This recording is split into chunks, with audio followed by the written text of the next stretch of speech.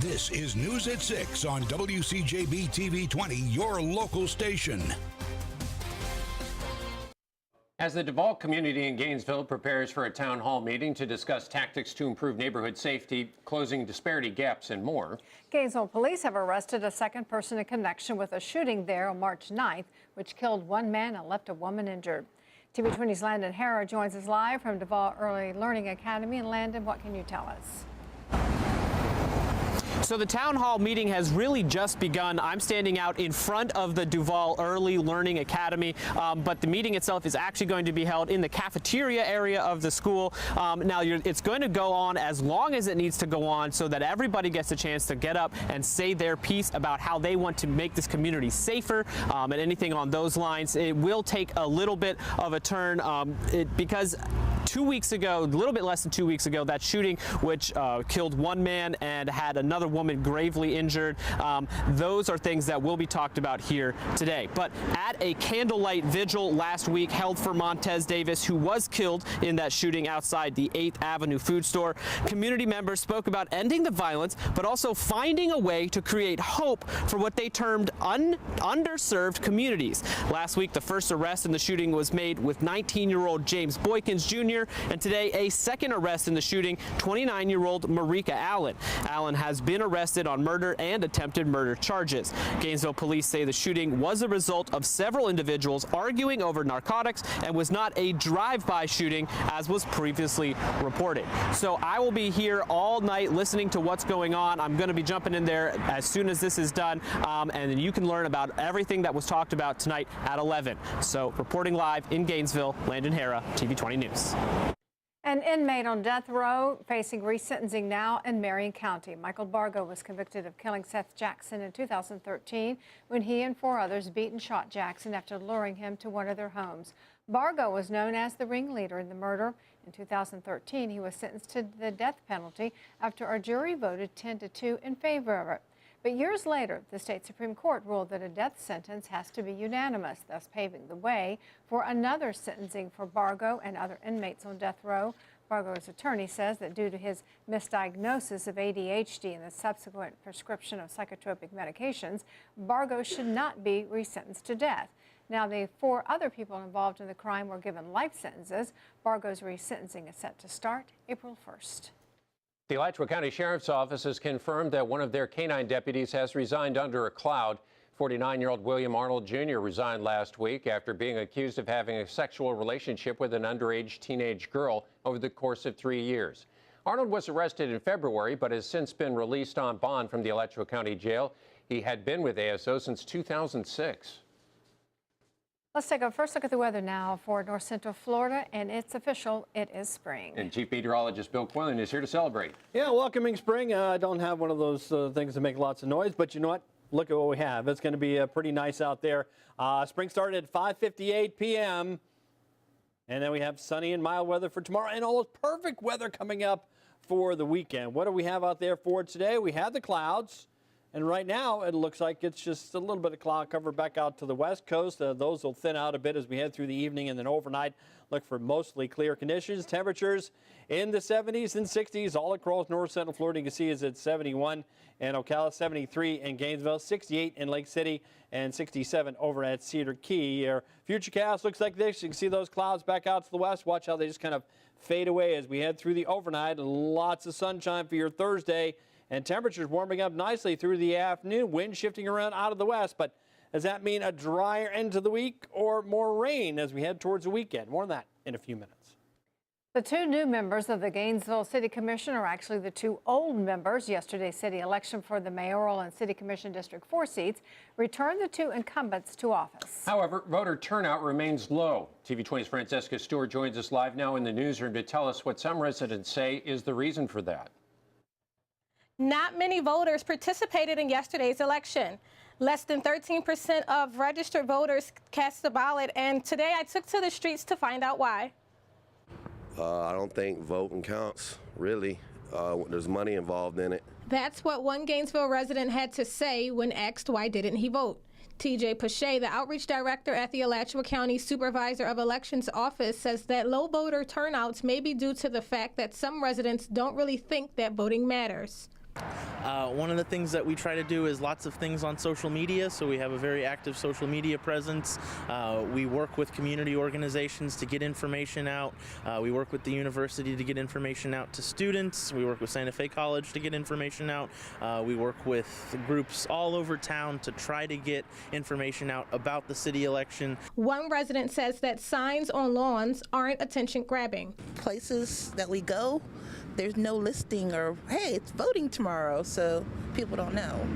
And one UF student told me that some students are busy and unaware. Yeah, I think like a lot of the problem is awareness, and I think like we were talking about earlier, like larger elections, it's so much easier from social media and word of mouth and just like general like advertising and marketing, that like it's so much easier to figure out when those things are happening.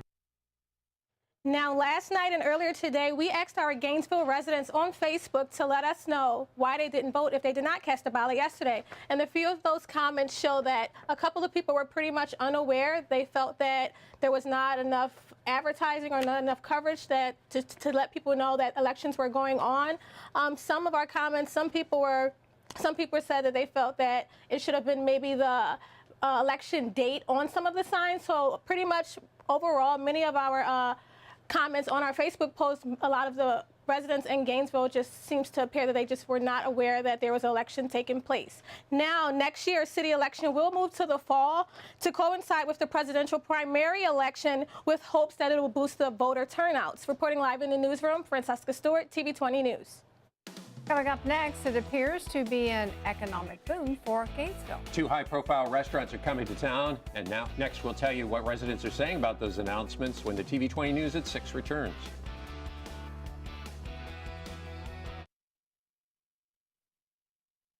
Gainesville's going big time. There were 2 announcements this month from shopping plazas telling the city that new restaurants are on the way.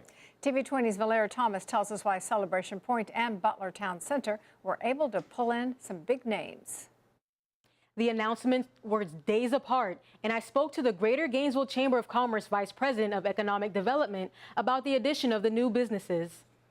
Celebration Point announced on March 19th that Dave & Buster's will be coming to Gainesville. On March 15th, Butler Town Center announced that the Cheesecake Factory will be coming to Gainesville as well. The director of marketing for Butler Enterprises says they gathered information from the community about what they would like to see in the town center. And the Cheesecake Factory was the top restaurant they mentioned. Every quarter we do a very large poll on our Facebook and Instagram pages at Shop at Butler, and we really kind of test the community waters and say, what are you demanding, what are you excited?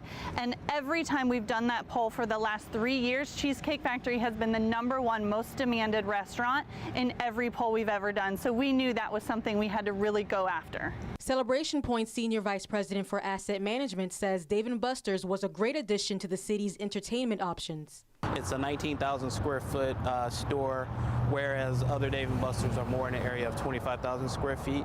But what it does is give the opportunity for smaller markets to enjoy the same concept that bigger markets have enjoyed for so long.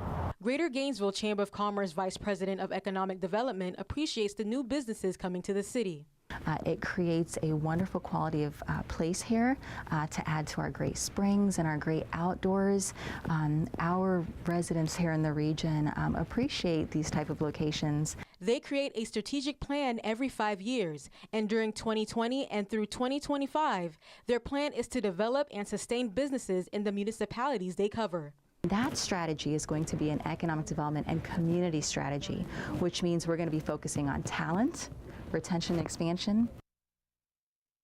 The Cheesecake Factory is set to open August of this year, and Dave & Buster's is set to open in 2020. Reporting live in the studio, Valera Thomas, TV 20 News.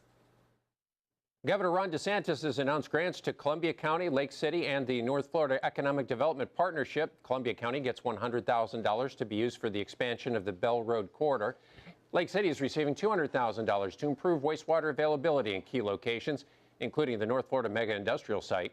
The North Florida Economic Development Partnership will receive $150,000 to help attract businesses. Well, coming up next, our weather certainly attracts people. You'll find out why when we come back.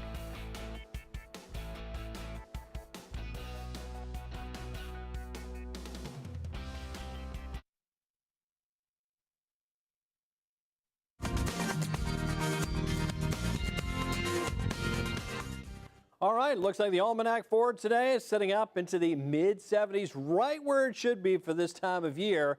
Even the overnight low only getting down into the mid-50s, a little bit above average there. We're going to be quite a bit cooler tonight, probably down into the lower 40s. As we look out there right now at the Gainesville Region Airport, temperature-wise around 73 degrees. The visibility is at 7 miles, so a little bit of haze, but nothing to fear as far as rainfall potential for this evening. Cooler along the East Coast with the onshore winds right near 60 degrees. St. Augustine and Palm Coast, you'll see 73 in Gainesville, 68 in Lake City, and 70 in Live Oak. So some mild air all across north central Florida, and humidity is very low for this afternoon. As a matter of fact, down to the south, we have a higher fire danger risk expected because the humidity is going to be very low down there for several more days in a row, and our rain chance is actually pretty slim. Now, the stronger winds on the East Coast here right now at about 12 to 15 miles an hour, but we have seen wind gusts close to 30 miles an hour at times, and because of that, we do have some problems. The coastal flood advisory in effect until later on this evening at 11 o'clock. And then you look out near the coastline all the way down south of Titusville. We have a rip current alert in effect. That means dangerous conditions on the coastline for swimming. Make sure you don't go out in the water. It's just a little bit too rough out there right now. As far as the radar and satellite composite goes, cloud cover kind of thinning out a bit. A few more clouds beginning to develop back out to the north and the west, but those won't produce any rainfall, just mostly mid-level clouds right now. All the shower activity is down to the south, and that's where it's going to stay as this system begins to pull offshore and heads up the east coast. Here comes that cold front. This one gets held back because it's not strong enough to move in here, and the actual trough of low pressure is going to ride off towards the north and the east, so we won't get any rainfall from that either, but we will see the wind stick around for a little bit for tomorrow. Area low pressure moves off towards the north. Here comes that next front. You notice it kind of stalls out a bit. The first one pushes on through, and high pressure builds in behind it, which means quiet weather headed our way as we get towards the end of the weekend. The weekend and warmer temperatures on the way as well. 43 degrees for tonight, clear skies during the overnight hours, looks pretty good. And then tomorrow, sunny and warmer as we head through the afternoon hours, back to around 75. And keep it in the mid-70s until we get to the end of the week, and then the weekend, 77 on Saturday, 80 degrees on Sunday, and we see temperatures cooling off again through the middle of next week with this first full week of spring looking pretty good here with very spring-like temperatures instead of those 80s and 90s we had during February. All right, which is the best explanation for why we experience seasons? Is it A, the Earth's distance from the sun, B, the Earth's tilt, or C, a little bit of both? It's the Earth's tilt. Matter of fact, as we head into summer, we're actually further away from the sun than we are during the wintertime, if that makes any sense, because the tilt, we're facing the sun more at 23.5 degrees. Okay.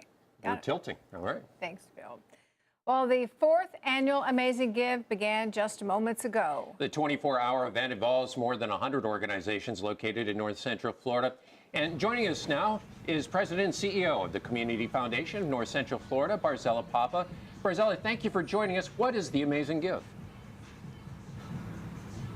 Well, thank you so much for having me. The Amazing Give is our community's only 24-hour online give day. And this year we have 110 local organizations raising much-needed dollars from now until 6 p.m. tomorrow night. Last time I checked, we kicked off with over $324,000 already raised. So we're super excited. If you want to learn more, just visit theamazinggive.org to see who all is participating and support your favorite cause. Barzella, why does the event go on for 24 hours instead of maybe just one evening? Well, that's a great question. So this is all based on the internet. So we are reaching donors around the world. We have received donations from 6 continents, all 50 states. So we are just going 24 hours full on. For our viewers who want to participate, Barzella, how can they get involved to make a difference this year? Well, they can either contact the Community Foundation or, again, visit theamazinggive.org. We can get them signed up.